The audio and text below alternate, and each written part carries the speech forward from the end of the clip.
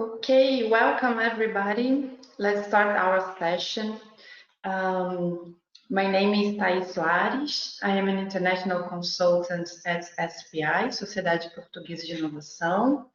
And this session of this webinar today is presented to you in the scope of the project Enriching Brazil. But before I explain to you Enriching Brazil, just some technical points that I would like to confirm is that we will be recording the session, so you will have access to the video and also the presentations that we're going to be using today.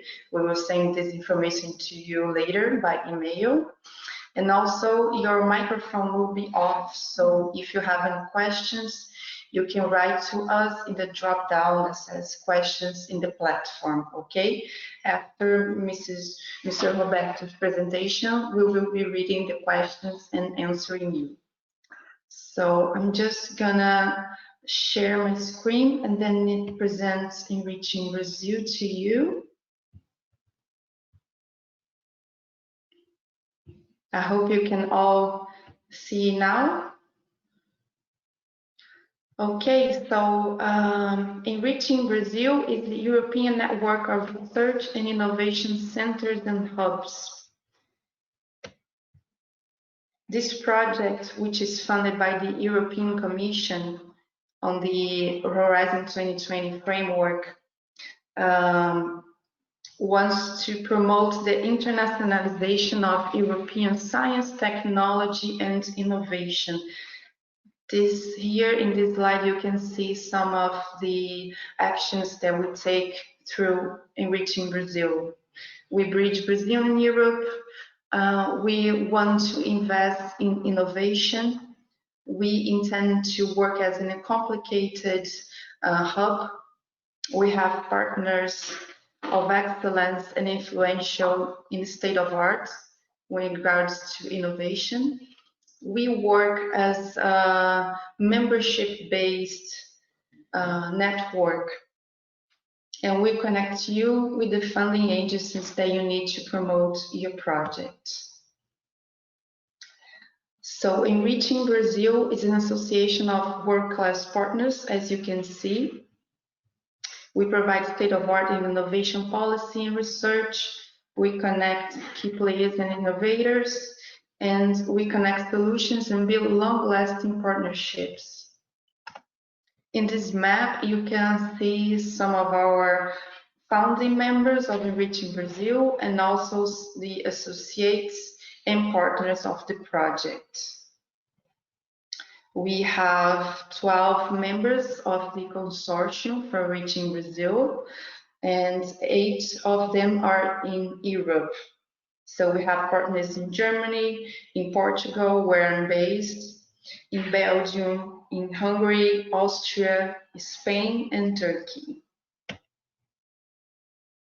We have our headquarters in São Paulo, in Brazil, and we also have an European representation in EBN in Belgium.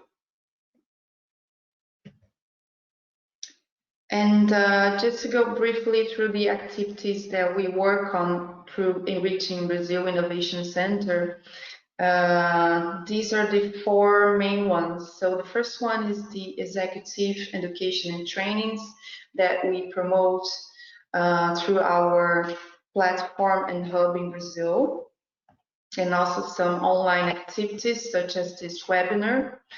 We also provide a high-level network for the people that come to us that want to find partners for the project. We also provide solutions and funding matchmaking. If you're looking for a partner in a specific area, we can provide that to you. If you want to go from Europe to Brazil to a new market, you can also come to us for assistance. And we also have this category that we call soft landing hubs, which are technological parks in Brazil that are connected to our innovation center, and they will be receiving startups from Europe and providing them some initial guidance to enter the Brazilian market. So that's it for my presentation. And if you have any doubts or comments that you want to ask about Enriching Brazil, please do it. We are always open for new contacts. And now I'm going to be passing the word to our guest of the day, Mr. Roberto Maier, which is the president of BraFIP, the Association for Cooperative Innovation. And he will be presenting to you a little bit of BraFIP and also their open call for research, development, and innovation ideas. So, Roberto, you can now be able to share your screen. Thanks, Thais. I'm sharing it. Is it okay? Yeah, we can see it. Go ahead. Thank you. Okay. Thanks very much for your kind introduction. First place, I'd like to welcome everybody who's taking his time to be with us today and for your interest in collaborative innovation. This initiative, this webinar, is being organized by the Enrich project, as I told you a couple of minutes ago. BraFIP is partnering with Enrich since last year, and we are working together to foster this kind of collaborative projects. I'll start telling you a little bit about BraFIP itself, and then I will go into the details of our 2020 call for ideas. BraFIP has already 10 years of history. Things started in 2011 when I was invited due to other international activities in the IT associations from Brazil to participate in the European Conference for Technology Platforms, which happened in Poznan in Poland that year. So there we were together with people from other Latin American countries, met people from most of the European Union and some other non-member states. And this work brought us into the session in the European Parliament at the end of that same year. At that time, I was the president of ALETI, the Ibero-American Federation of IT Associations. And at that session, the European Union decided that Latin American countries would also be included into the European innovation projects. So at that time, we started working to organize these initiatives called technology platforms, which in Europe are organized on a basis of interest subjects. But the first challenge we had is that due to the fact that this kind of organization did not exist in Latin America, there were no established groups to start this work. So the decision we made at that time was to build these technology platforms not on a basis of subject matters, but on a national basis. To this day, BraFIP is the Brazilian initiative, and we have another 7 similar organizations covering other Latin American countries, as you can see on the slide, in Mexico, Costa Rica, Colombia, Peru, Chile, Argentina, and Uruguay. So this is an important matter to remember, that the Latin American platforms are national initiatives, while the European ones are across many countries and focused on a single subject. Various BraFIP members have already some concrete experience in participating in projects fostered by the European Union. So this has been done now for many years. And BraFIP has in some way differentiated itself from the other national platforms because we started in about 5 years ago to transform BraFIP into a formal initiative. Technology platforms in Europe are formed by volunteers, and there is no formal organization. In Brazil, however, government relations and other public initiatives need some kind of formalization. So we decided to do this, although it's a lot of work. We got this ready in November 2015, and we established then our strategic planning as an association focused on innovation. You can see here our mission.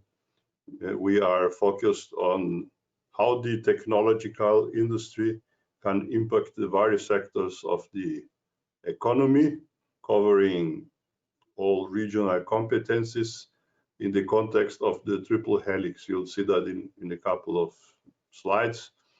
And to promote research, development, and innovation in a collaborative way, both national and international.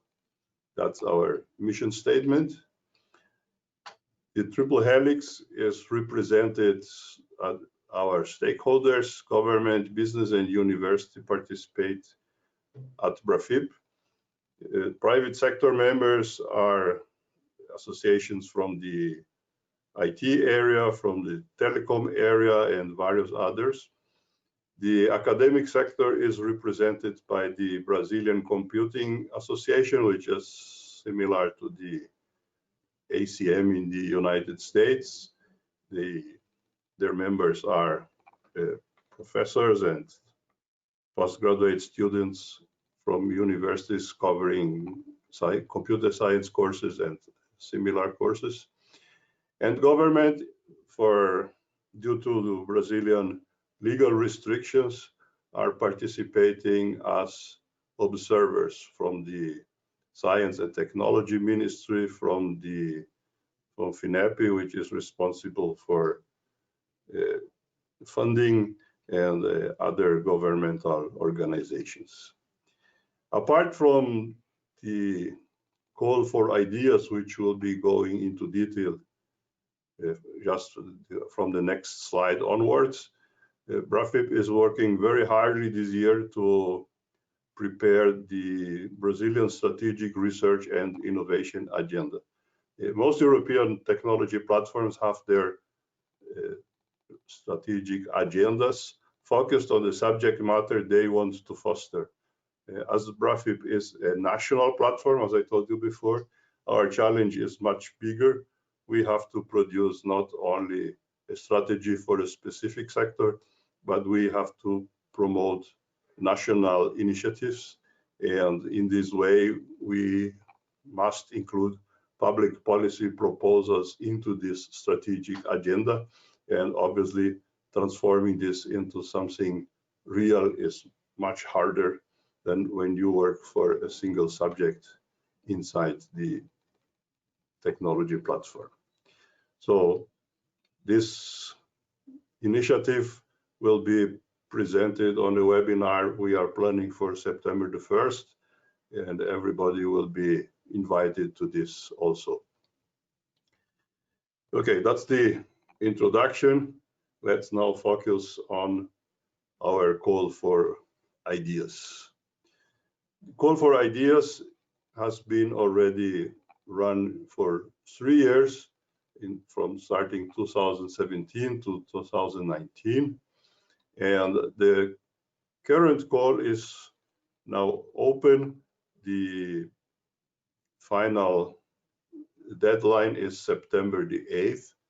Our call is open, as you can see from the 3 images here, in 3 languages, Portuguese, Spanish, and English, in order to allow for international participation. And we will now explain how this works. The ideas submitted through this call are incorporated into our ideas portfolio, which is a formal document in order to foster networking and matchmaking for collaborative projects.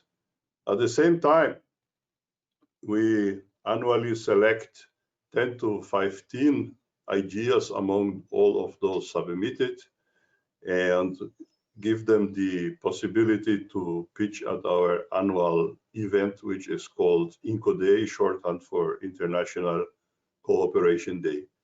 These ideas also get additional support from our international network of representatives and also from our American partners, which are some accelerators in the United States, in the Silicon Valley, and in Florida. So these events are already happening for a couple of years. We do these events each year in another city in Brazil. And Incoday, International Cooperation Day, this year is planned to be held on December the 3rd in the city of Campina Grande in the state of Paraíba. You can see here on the map. Paraíba is located in northeastern Brazil, also the region of Brazil which is nearest to Europe. And Campina Grande is a technology cluster located about an hour and a half from the ocean or from the beach. Participation will be available in place if our current sanitary conditions allow for that. But independently of this momentary problem, online participation will be available also. So it's not a restriction to be physically present to be able to participate and even to pitch. I did this in a couple of minutes. The idea submitting process is based over the internet. You can access the link which is here at the top of the slide. We'll provide this as a QR code in a couple of minutes. Let me explain you how the questionnaire is structured. We have the support of SurveyMonkey in order to collect the data, and the questionnaire is organized just in 5 steps or 5 screens. One is the introduction, which has a small text describing the same points I've already told you here about our initiatives. The second screen, you will have to describe who is proposing the idea, your organization, the profile of your organization. It's open to companies, whether they are providers of technology or want to have an idea to be solved by third parties, if it's a startup or if it's an academic or research center institution. The common question here is, may I present more than one idea? Yes, you can present as many ideas as you want to. The only thing we ask you, you will have to repeat for each idea this information about your organization.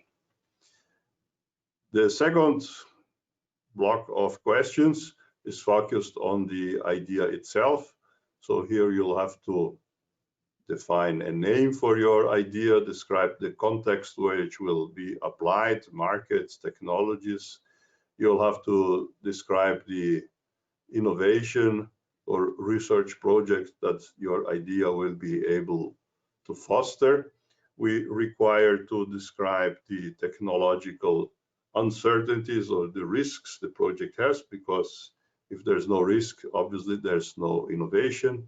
And you can provide a couple of links to documentation, sites, videos, and so on, if you have them, to complete the description of your idea. The next block is focused on the stage or maturity of the idea. There's no prerequisite. Our call is a call for ideas, so it is allowable to submit something which is in a very preliminary stage, but at the same time, if your project is already running, you can submit it also. but we need to know in what stage your project currently is in. We want to know what kind of previous experience in research and innovation projects your organization has been part, and about your maturity regarding participation in collaborative projects, if it's the case.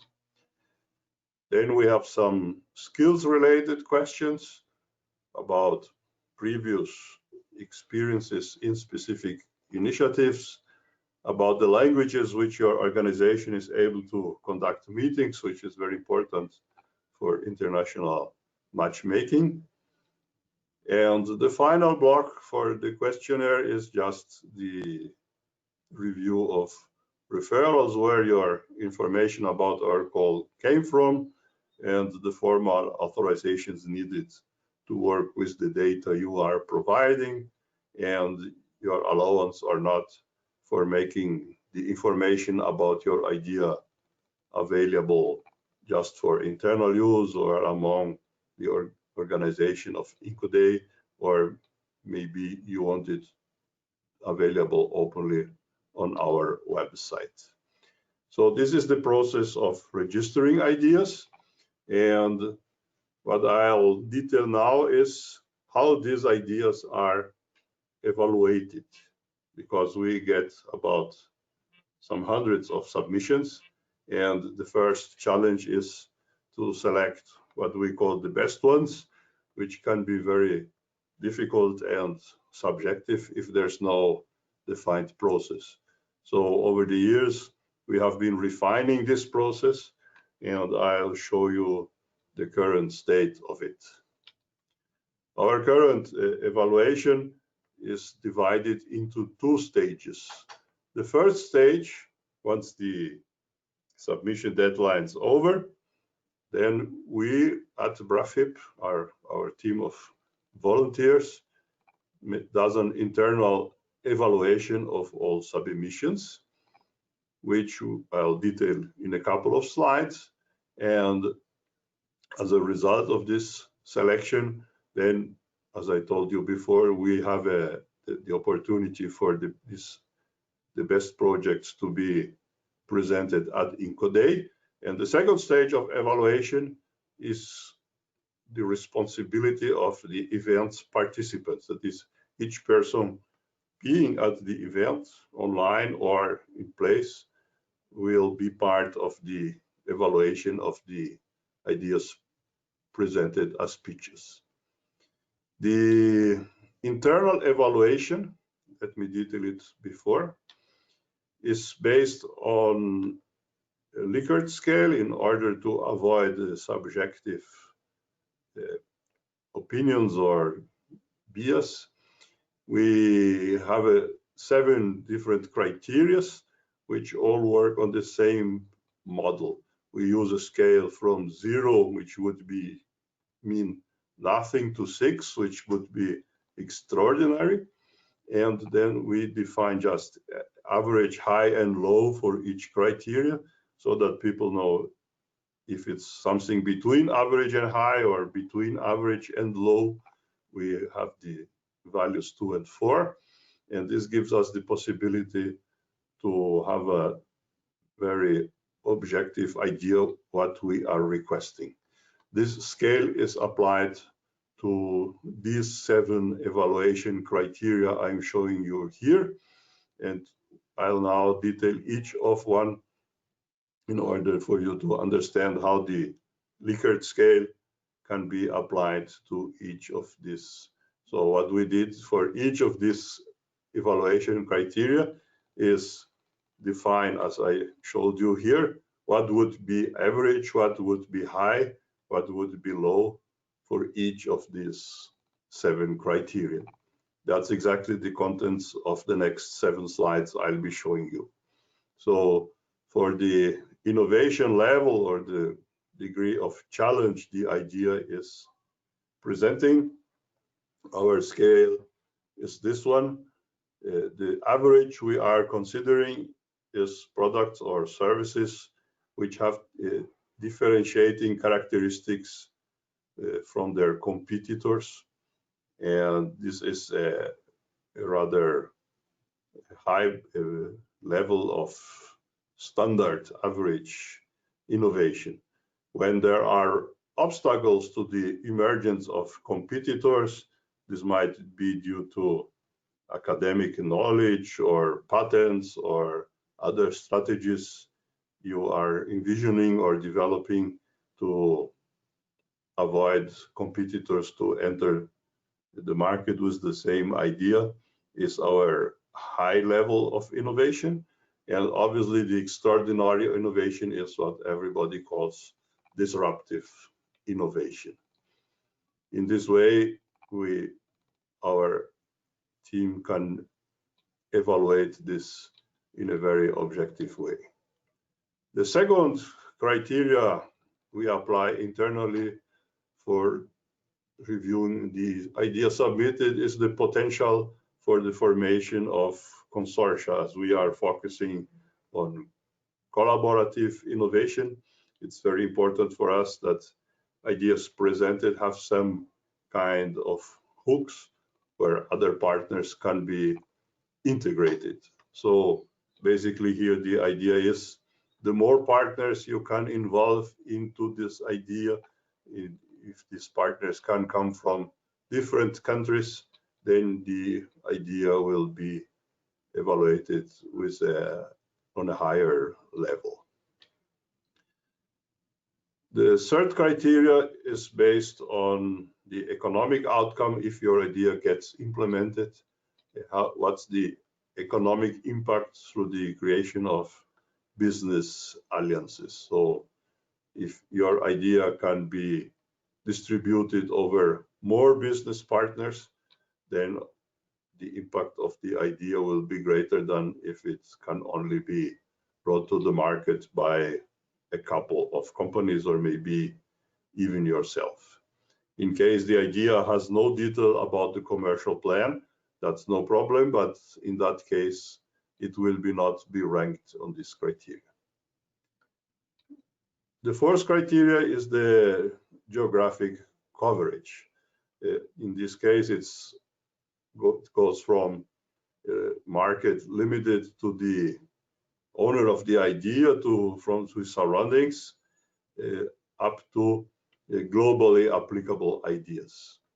The more geographic coverage, ideas get ranked higher. Average is an idea applicable in a single whole country, and high is on a whole continent. Another important aspect for evaluating ideas is the maturity of the target market. We know that each possible target market has different kinds of maturity in regards to digital transformation. So the main idea here is, if you are focusing on a market where already a lot of digital transformation has been developed by a lot of companies, let's say like public transportation or voice over IP, in that case, the idea will be ranked as low in this criteria.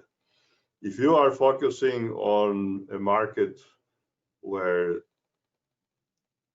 almost no digital transformation has happened, then we'll consider it as a high-ranked idea in this case. That is, this criteria gets a higher rank for the idea if the target market has a lower digital transformation maturity.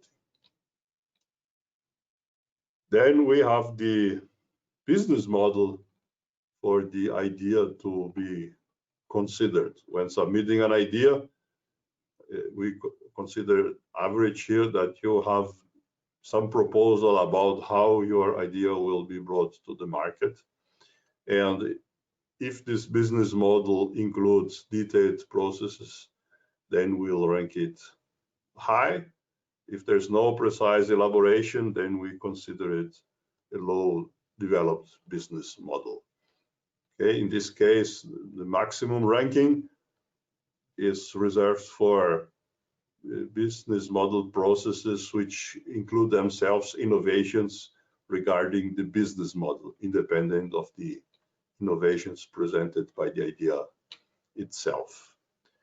And finally, we evaluate ideas submitted regards to how intellectual property about these ideas is handled. So we consider it average that the idea includes a clear approach to the management of the intellectual property across the organizations which are to collaborate across your development of the idea you are submitting. Okay, this is the seventh criteria, and we have an automated tool provided by one of our partners, in this case Startup Radar, which allows us that each of our evaluators, be it volunteers from our internal team or depending upon the number of submissions we get, we invite some external evaluators, and through this automated tool, each of these evaluators inputs his data. Each evaluation gets reviewed by 2 additional evaluators so that each idea submitted goes through the eyes of at least 3 people. And at the end of this process, our tool displays the ranking, presenting the average value for all criteria present. This average is a direct average. Each criteria has the same weight on the final ranking. This ranking is used so in order to define which of all the ideas we receive get invited to participate at Incoday in order to pitch, in order to get evaluated by the public. This is the, as I told you earlier, the second stage of the evaluation process, and this public evaluation is a little simpler. The public is invited to evaluate each pitch presented in regards to just 4 criteria, which I'll be showing you now. And then I'll show you how the public does this in practice. These 4 criteria obviously will be explained during the beginning of Incoday so that everybody participating has the knowledge necessary, but you will have this at first hand for this year. These 4 criteria are focused first on the environment, both external and internal, about the usage of existing knowledge, and about the pitch itself. These criteria are based on the same Likert scale as the previous ones, so the process is very similar and easy to understand for you who already are about the criteria was internally I showed you before. The first criteria the public evaluates is the development stage. So here it's the understanding of the public in regards to the level of development the idea has already been worked on. The second criteria refers to technologies involved. Obviously, the more advanced technologies are, the better, but high innovation in our criteria is defined as something that is part of a research project the same group has been developing or one of their partners. So this ranks as higher level of advanced and innovative technology. The third criteria is the focused on the target market in the sense of what's the opinion of the public in regards to the size of this market, which defines the sales potential, and about the market trend. Is this market, the idea focusing, stable? Is it expanding, or is it already a market which is going down?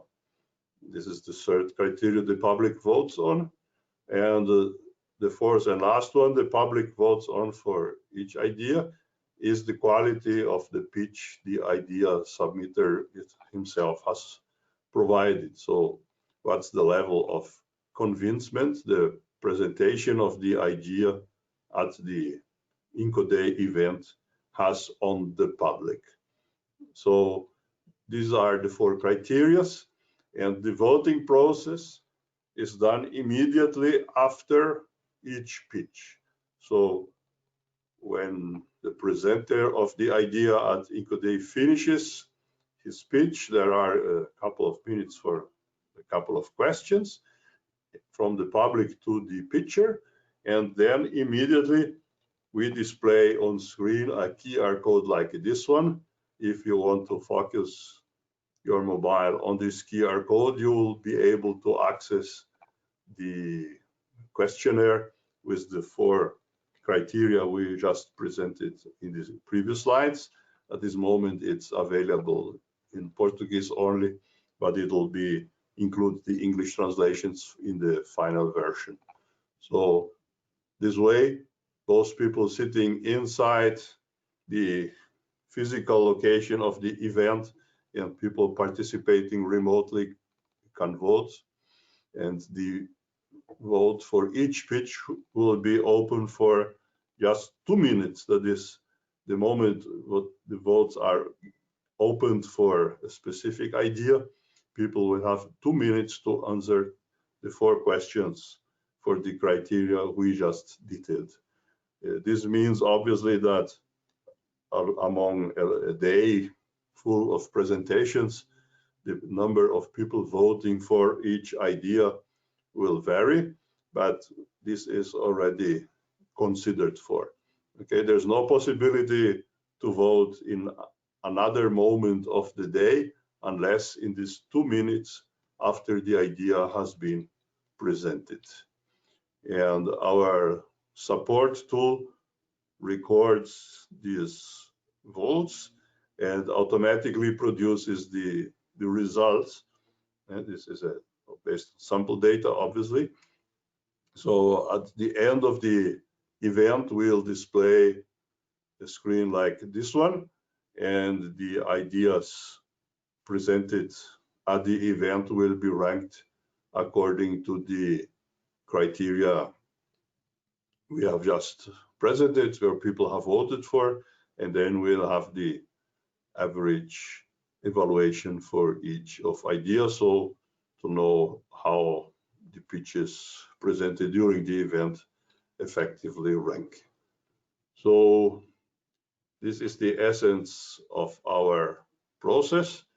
And before opening for questions, if there are some, I'd want to, in first place, remember each one of you to submit your ideas.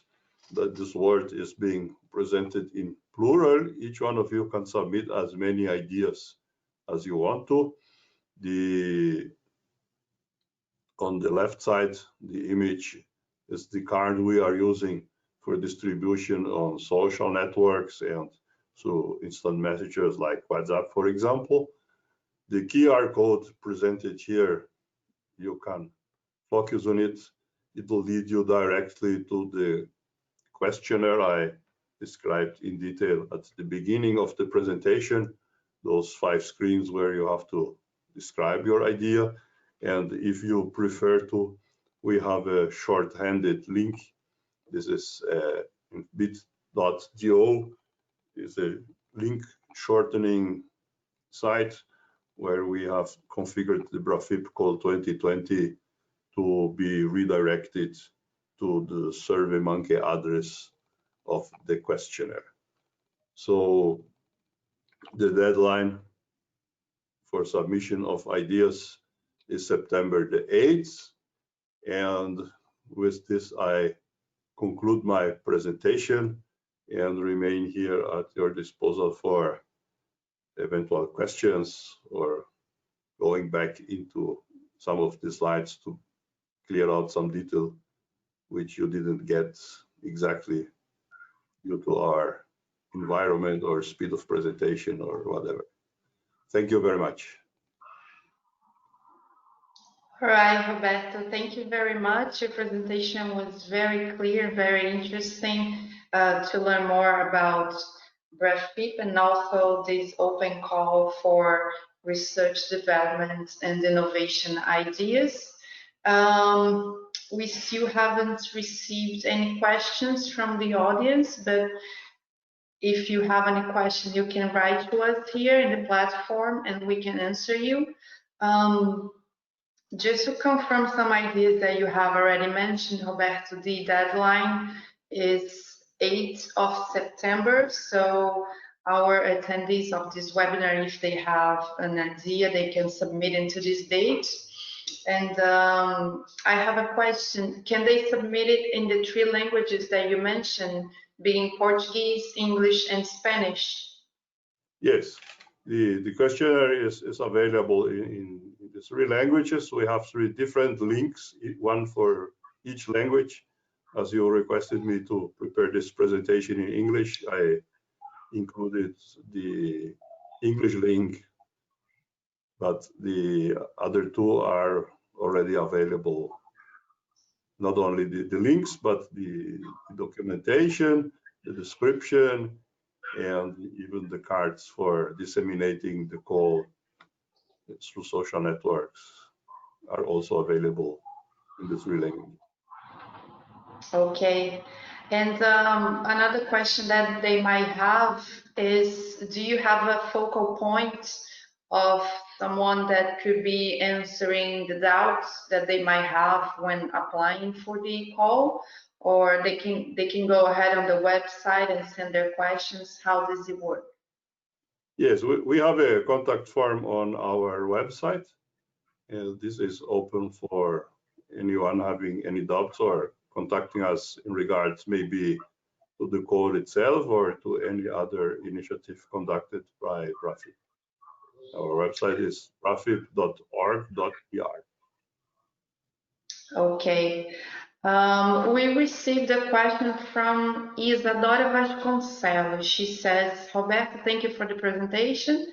Does a startup need to be regularly registered in order to send the idea? Very good question. No, we don't require any formal organization from idea presenters. We have even received some people asking us about the participation of people who have not even established their startups. So this is open to everybody to participate, and do not require any kind of formal documentation about the organization presenting the ideas. Okay, so I think you mentioned also that it is important that the interested attendees that want to send their ideas, it's important to mention that they need to send their ideas and not already assembled or a project that already exists. Is that correct? Yes, partially correct.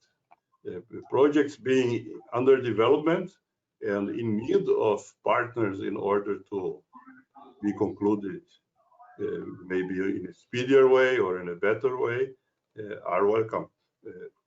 What we do not wish to receive is the description of products which have been already completed and are already on the market. That's not our target. We are targeting, as I told you, that's our mission, innovative collaborational projects. So the idea, and that's one of the criteria I showed, has to have some hooks in order to build this cooperation. That's the main point. And the maturity level of the idea is in some way important, but it always has to have the possibility of working together with other organizations. Otherwise, it won't be collaborative. Yes, exactly, for sure. Okay, we still have 15 minutes to finish our session. Let's see if anyone else has any doubts about BraFIP or also Enriching Brazil or something specific on the call. Just to mention again, we will be sending you all the presentations that we showed today and also the video for the session, which is being recorded, so you can also revisit this material. This will be sent to you by email. I don't think we have any more doubts. I think that means that you made a very clear presentation on the BraFIP mission and also how to apply and how the evaluation process works for each idea. Do you have any final words, Roberto, that you want to share with the public? Okay. First place, I'd like to be grateful again to you for the possibility of presenting our goals through the Enrich resources and to your partners. We hope that this allows us to have each, as has been happening over previous editions, each year, more and more people participating. And as you can see on our screen image, we are being supported by a lot of organizations. We are also using the same idea of collaborative development, not all we are requiring from idea presenters for our organization itself, and that's the spirit of the whole process. And we are all working on a voluntary basis to foster this kind of initiatives, and so everybody is welcome to participate. Thanks very much. Thank you, Roberto, for your availability and also for the partnership with Enriching Brazil, which is very interesting, as BraFIP and Enriching Brazil share the same core business, which is to foster innovation and cooperative projects. So I think that's it. We can end our session, and I wish you all a good day. Thank you very much again. Thank you, Roberto. Thank you, everybody. Thanks to you.